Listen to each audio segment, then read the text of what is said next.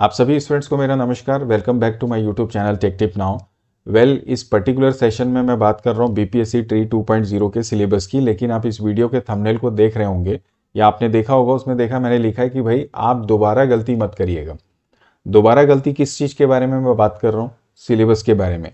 कोई भी अगर आप एग्जाम देते हैं तो उसके लिए जो सबसे इंपॉर्टेंट चीज़ है, जिसकी क्लैरिटी हमको सबसे ज़्यादा होनी चाहिए, that is what your syllabus. अब अभी क्या हुआ कि बीपीएससी का जो पहले फेज का एग्जाम हुआ उसमें बहुत ज़्यादा जो था वो कन्फ्यूजन था सिलेबस को लेके। क्योंकि अगर आप बीपीएससी का प्रीवियस नोटिफिकेशन देखेंगे जो उन्होंने फर्स्ट फेज में प्रोवाइड किया था, तो उसमें उन्होंने क्या मेंशन किया था कि भाई आपका जो सिलेबस होगा वो बिहार स्टेट बोर्ड के 11-12 का स्टैंडर्ड प्लस एनसीईआरटी का। मैं एक बार उस नोटिफिकेशन को आपको दिखाता हूँ। ये रही वो नोटिफिकेशन। मैं थोड़ा इसको जूम आउट करता हूँ। ये उच्चतर माध्यमिक विद्यालयों के बारे में इसने लिखा है कि भाई विषय पत्र जो है उच्च माध्यमिक विद्यालयों के विषयों के पाठ्यक्रम बिहार विद्यालय परीक्षा समिति और एनसीईआरटी से संबंधित होंगे, राइट। और इसका स्तर उम्मीदवार हेतु निर्धारित न्यूनतम अर्हता। अब निर्धारित न्यूनतम अर्हता की अगर आप बात करोगे तो इसी नोटिफिकेशन में ये जो मैं स्पेशली चूंकि कंप्यूटर साइंस की बात कर रहा हूँ, इसलिए अगर आप इसकी न्यूनतम अर्हता की भी बात करोगे और अधिकतम की बात करोगे तो देखो, या तो एमएससी या एमसीए या बीटेक हो गए या बीई हो गए कंप्यूटर साइंस में या इंफॉर्मेशन टेक्नोलॉजी में, या डोएक का सी लेवल मैक्सिमम होगा, ए लेवल होगा, पीजी डीसीए डीसीए। तो आप ऑन एन एवरेज अगर आप बात करोगे तो पोस्ट ग्रेजुएट, चूंकि पीजीटी कंप्यूटर साइंस की आप बात कर रहे हैं, मैं इसमें अपना टाइम वेस्ट नहीं करूंगा कि कौन सी डिग्री है कौन सी डिग्री नहीं होनी चाहिए। But the most common thing is that कि न्यूनतम अर्हता की अगर आप बात करोगे तो भाई कम से कम आप ग्रेजुएट तो होगे। एक मैं बात कर रहा हूँ, आप ग्रेजुएट भी अगर होते हो तो उसका भी कुछ सिलेबस होगा। अब एग्जाम जो आप दे रहे हो किसके लिए दे रहे हो? टीचरशिप की। कौन से टीचरशिप की? तो 11-12 के बिहार बोर्ड की। अब यहाँ पर इसने तीन बातें की, बिहार बोर्ड का सिलेबस, एनसीईआरटी का सिलेबस, और तीसरा बोल रहे कि न्यूनतम अर्हता जो आपकी होगी। अब उसको अपन मान लेते हैं कि भाई ग्रेजुएशन या post graduation computer science IT, क्योंकि उसमें बहुत ज़्यादा डिफरेंस नहीं है। अब ये तीन चीज़ें हैं और इन तीन चीज़ों की बेसिस पे आपका सिलेबस क्या होगा। तो इसके पहले जब पहला फेज हुआ था तो उसमें हमने फोकस क्या कर दिया कि बिहार स्टेट बोर्ड का जो 2008-9 का सिलेबस था उसको तो हमने फॉलो किया। अब चूंकि बात एनसीईआरटी की हो गई तो एनसीईआरटी का अगर आप सीबीएसई का सिलेबस देखोगे, करंट सिलेबस देखोगे कंप्यूटर साइंस का, तो उसमें मेजरली क्या है, आपका पाइथन आ जा रहा है। लेकिन अगर आप एग्जाम जो आपने दिया होगा, अगर आपने दिया होगा अभी जो अगस्त में 12-13 तारीख को जो एग्जाम हुआ था, पहला एग्जाम आपके बीपीएससी कंप्यूटर साइंस का, उसमें कहीं पे भी कोई पाइथन का नामो निशान नहीं था।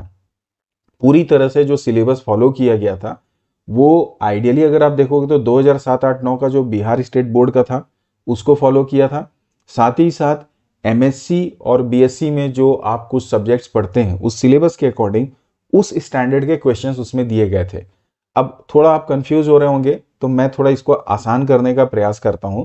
मैं आपको अपनी स्क्रीन पे वापस से सिलेबस दिखाता हूं कि बीपीएससी का जो सिलेबस मैंने लास्ट टाइम कंपाइल किया था as per Bihar state board और एनसीईआरटी का बोर्ड, तो उसमें जो टोटल यूनिट्स आ रहे थे आप अपनी स्क्रीन पे भी देख पा रहे होंगे। यहाँ पे मैं अपना पेन ले लूँ तो पहला तो है कंप्यूटर सिस्टम ऑर्गेनाइजेशन जो आएगा, प्रोग्रामिंग मेथोडोलॉजी जो बिल्कुल इसका पार्ट है, आपके इससे रिलेटेड क्वेश्चंस होंगे।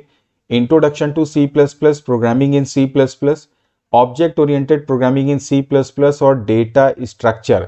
ये कंफर्म है, क्वेश्चन होने ही होने और ये सिलेबस का पार्ट है। अब डेटाबेस मैनेजमेंट बहुत इंपॉर्टेंट है, कंप्यूटर नेटवर्क, बुलियन अलजेब्रा। तो ये जो पहले 9 हैं अगर आप इन सभी को देखें तो ये जितने भी हैं ये सब कंफर्म है कि आपके सिलेबस का पार्ट है, इनके क्वेश्चंस होंगे। अब प्रॉब्लम क्या है, एग्जाम था 11-12 के स्टैंडर्ड का, लेकिन न्यूनतम अर्हता हो गई बीएससी एमएससी और क्वेश्चन का जो लेवल है वो बीएससी एमएससी के लेवल का भी हो सकता है और होगा। ऐसा नहीं कि केवल 11-12 के सिंपल क्वेश्चंस आपके इसमें क्वेश्चन पेपर में आएंगे। तो आपको इस चीज को अपने दिमाग में रखना है। तो ये यूनिट जो आपके अभी दिखाए ये हमने पहले भी बताया। अब चूंकि एनसीईआरटी की बात हुई तो उसमें 11-12 का अगर आप देखोगे तो computational thinking and programming 11th का, computational thinking and programming 12th का, जिसमें मेजरली क्या है, पाइथन है, कंप्यूटर नेटवर्क है और डेटाबेस मैनेजमेंट सिस्टम है। तो कंप्यूटर नेटवर्क और डीबीएमएस को लेकर कोई उसमें शक और शुबा नहीं है क्योंकि उसका सिलेबस यूनिवर्सल है, उसमें कोई डाउट नहीं।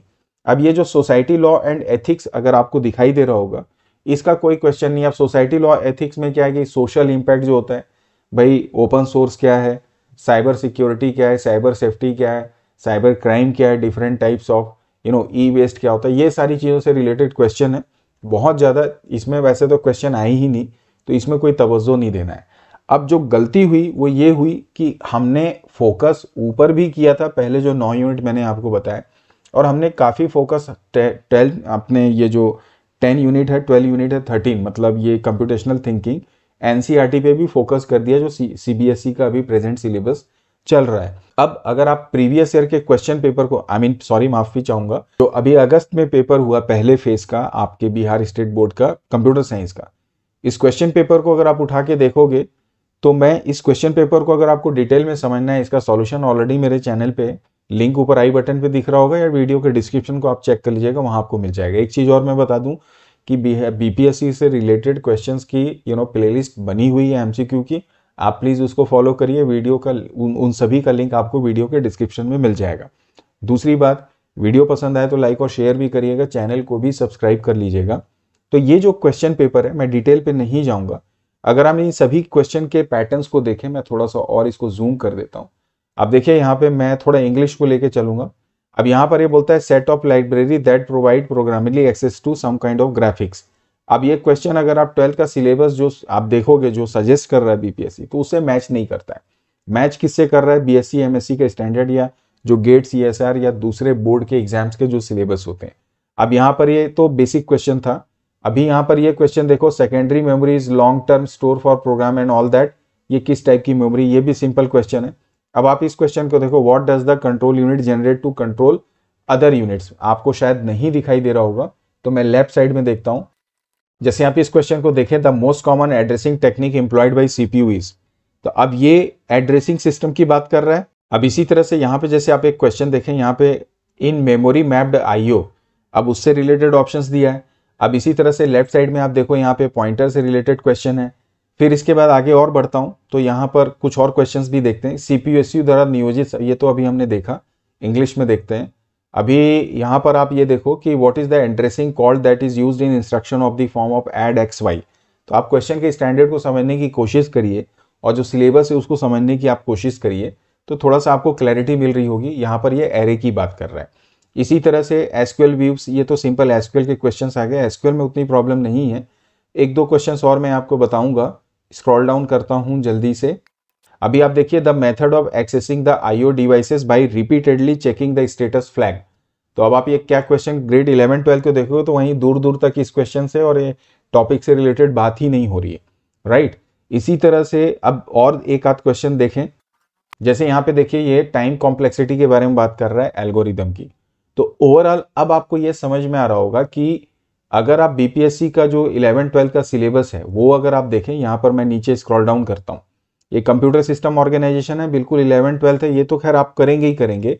लेकिन जब आप कंप्यूटर सिस्टम ऑर्गेनाइजेशन करेंगे तो अब आप ये गलती मत करिएगा कि केवल आप इन्हीं फंडामेंटल्स 11वीं 12वीं को कर रहे हैं। अब कंप्यूटर सिस्टम ऑर्गेनाइजेशन का मतलब ये है, आपको इसमें क्या पढ़ना है, इसमें आपको पढ़ना है कंप्यूटर आर्किटेक्चर, जो कि आप एमएससी लेवल बीएससी लेवल पे पढ़ते हैं। मेमोरी सिस्टम उसका पार्ट होता है, आईओ ऑर्गेनाइजेशन क्या है, अरिथमेटिक क्या है, कंपाइलर तो खैर सेपरेट हो गया, बट कंपाइलर भी आप इसमें इंक्लूड कर लीजिए। तो ये जो पूरा आप यहाँ पे देख रहे हैं ना, मैं इसको एक बार हाईलाइट भी कर देता हूँ यहाँ से, आप देखें जरा इसे। तो ये आपके कंप्यूटर के फंडामेंटल कंप्यूटर सिस्टम ऑर्गेनाइजेशन के साथ साथ आपको इस पे पूरा फोकस करना है। दूसरी बात, वापस से सिलेबस में आते हैं, ये तो पूरा कंप्यूटर का फंडामेंटल हो गया।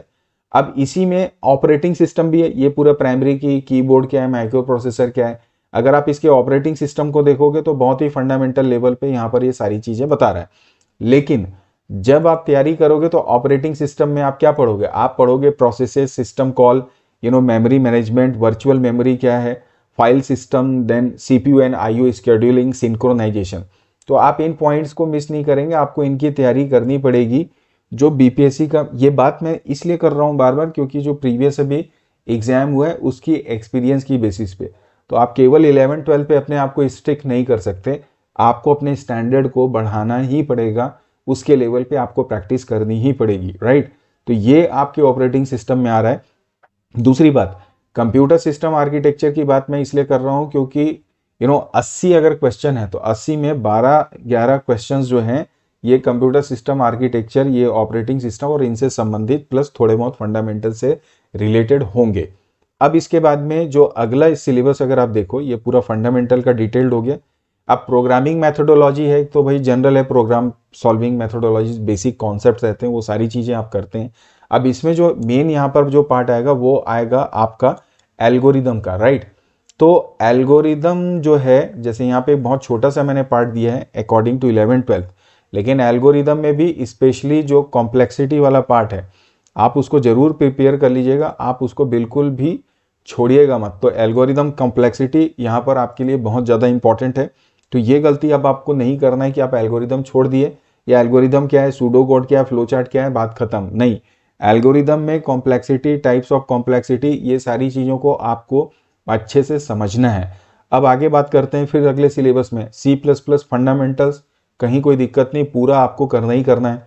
ऑब्वियसली प्रोग्रामिंग इन C++ में जितने भी ऊप्स के कॉन्सेप्ट हैं प्लस कंप्लीट C++ की अगर मैं बात करूं तो पहला तो होता है कि भाई C++ क्या है, सिलेक्शन क्या होते हैं, लूप क्या होता है, एरे क्या होता है, स्ट्रक्चर क्या होता है, फंक्शंस क्या होते हैं, देन ऑब्जेक्ट ओरिएंटेड प्रोग्रामिंग क्या है। अब डेटा स्ट्रक्चर में भी आ रहा हूं, लेकिन उसके पहले अब ऊप्स है, तो ऊप्स का जितना कॉन्सेप्ट है इंक्लूडिंग स्ट्रक्चर, ये सिलेबस जो है वैसे मेरी वेबसाइट में अवेलेबल है, मैं इसको और बेहतर तरीके से अपडेट करके आपके साथ शेयर कर दूंगा, but this video is very important, आप चीज़ों को सारी समझ लीजिए।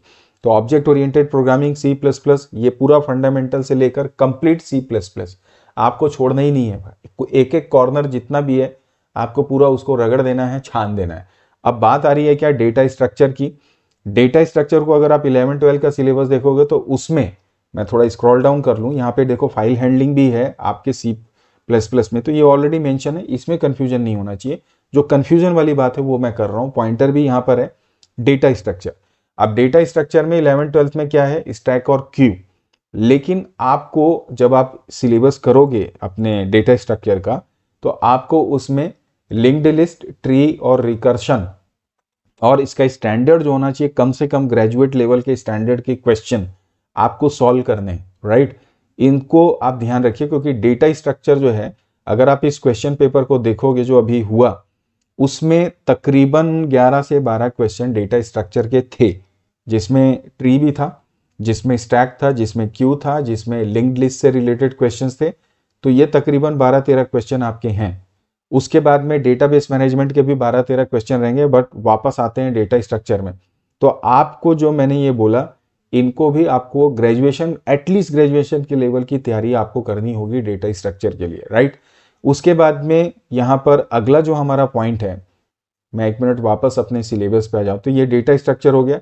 DBMS में कोई कंफ्यूजन नहीं, standard through out fundamentals, DBMS RDBMS के कॉन्सेप्ट से लेकर SQL के एडवांस लेवल पे तो नहीं बोलूँगा, लेकिन SQL के सारे जितने भी डेटाबेस मैनेजमेंट करने के लिए हम वर्क करते हैं उनको कहीं छोड़ना नहीं है। ये सारा मैं इसमें डिटेल में डिस्कस में नहीं जा रहा हूँ, वापस फिर से मैं आपको बता दूँ। उसके बाद अगला जो इंपॉर्टेंट है, अच्छा SQL का जो क्वेश्चन अगर आप देखो तो मान के चलिए 10 से 11 क्वेश्चन इसके भी आने ही आने हैं, DBMS प्लस SQL को मिला के, तो ये भी आपको बहुत सीरियसली करना है। अब बात आ रही है computer network and communication technology की। तो कंप्यूटर नेटवर्क कम्युनिकेशन टेक्नोलॉजी का 12वीं 11वीं का, चाहे वो आप NCERT देख लो चाहे BPSC देख लो, फंडामेंटल्स हैं। फंडामेंटल लेवल के क्वेश्चंस आपको करने हैं, topology, types, protocol, mobile technology, जो स्विचिंग सर्किट्स होती हैं, उन सबको तो आपको करना ही है। लेकिन नेटवर्क सिक्योरिटी कॉन्सेप्ट है, plus introduction to web service, internet क्या है, वो सारी चीज़ें, तमाम चीज़ें आपको करनी है।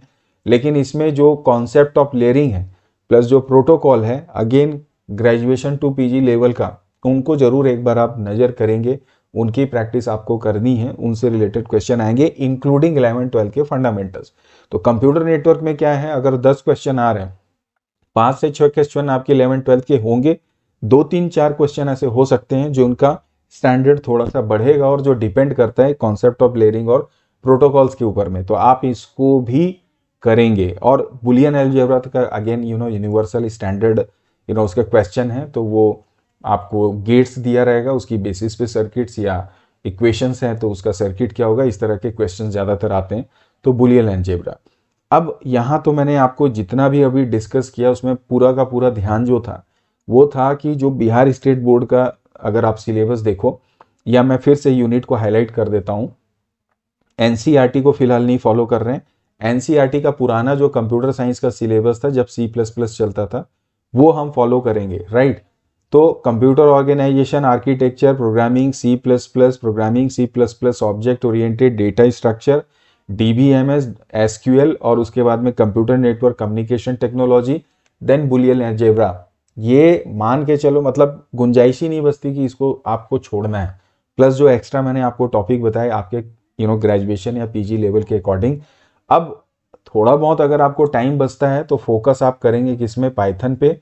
क्लास 11 का पाइथन एनसीईआरटी का देखिए, क्लास 12 का पाइथन एनसीईआरटी का देख लीजिए।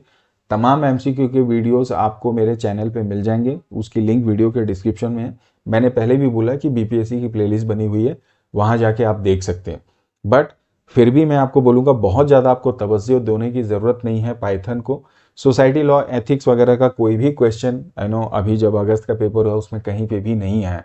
तो अब आपको ये क्लैरिटी मिल गई होगी और आपको ये भी समझ में आ रहा होगा, अगर आपने पहले एग्ज़ाम दिया होगा अगर, और अभी अगर आप एग्ज़ाम दे रहे हैं या अगर नहीं भी दे रहे हैं, तो मैं अपने एक्सपीरियंस से और अपनी जो भी जानकारी मुझे है उसके अकॉर्डिंग अब दोबारा आप ये गलती मत करिएगा कि भाई हम पाइथन पे फोकस कर दें और C+ बाकी सब में भी फोकस करें, लेकिन हमारा जो स्टैंडर्ड है वो केवल 11वीं 12वीं तक सीमित न रह जाए।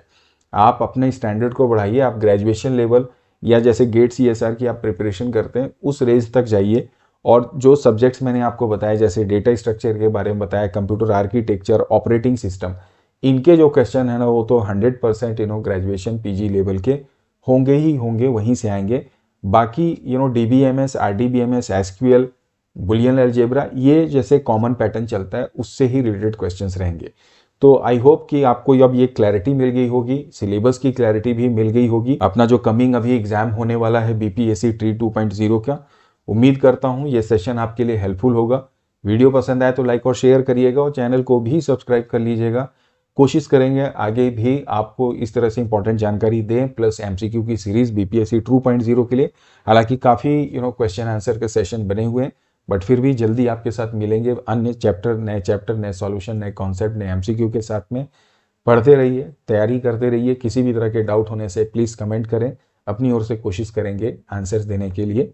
जो मैंने आपसे कहा यही 100% सच है, ऐसा भी नहीं है, लेकिन ये है कि कॉमन मिनिमम जो प्रोग्राम है उसके तहत मैं ये जानकारी आपको दे रहा हूँ, जो एक्सपीरियंसेस हैं उसकी बेसिस पे। Thank you for watching this video. Bye bye and take care, keep practising.